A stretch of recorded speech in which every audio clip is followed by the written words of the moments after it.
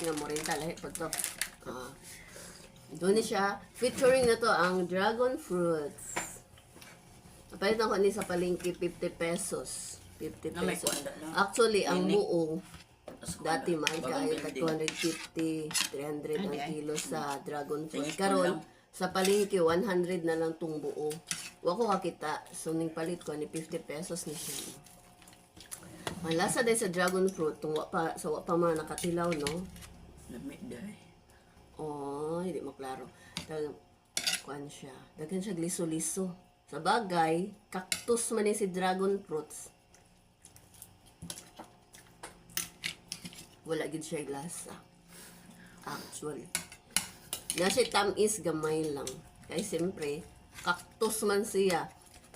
Sabi ninyo, mas lami pa ang kapayas ani, tamis pa. Ani siya, kaon mo, nagkaon o gami. Para ka nagkaon o gami nga way flavor. Or na ay sugar, gamay lang kaayo. Nya maglagiti-lagiti sa imong ngipon kay naaman siya mga liso. No? Tapang yun siya. Pero yun sila, nutrients daw ni kaayo. Nya, mundila mo bayulit. May ulit na.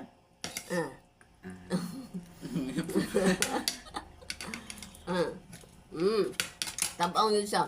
Promise. Sa katong mga hilig ani, nasa sweet gamay ra. Pero more on tabang yun siya. Mas lami ba ang kapayas? Hindi na sila may sugot. Kung dragon fruit sa tapang. Magkadugay, magkalami man sa kaunon, mulasa na sa tamis. Manix na siya sa Mondila. Siguro, kay gikan ko nagkauparat. Ngayon ko namin ang gawas ang iyang katamis. Tanan! Ito magic apple. Lamig daw kayo ito. Sa magic apple. Dali! Laulo. Guys, dali, Kaon, manday namin. Binuang. Anong ko? Usay lasa sa dragon fruit bot. Wala eh. Wala lasa? May tamis. dili. Tamis. Tamis nga may dala, dali si Grace. Dali, dali.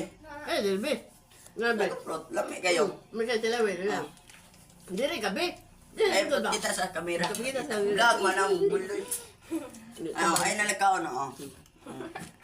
Magdali tamis lagi yung... Tamis lami, lagi, bing. Dragon fruit, gani na, no? Lami, be. Lami ang dragon fruit, be.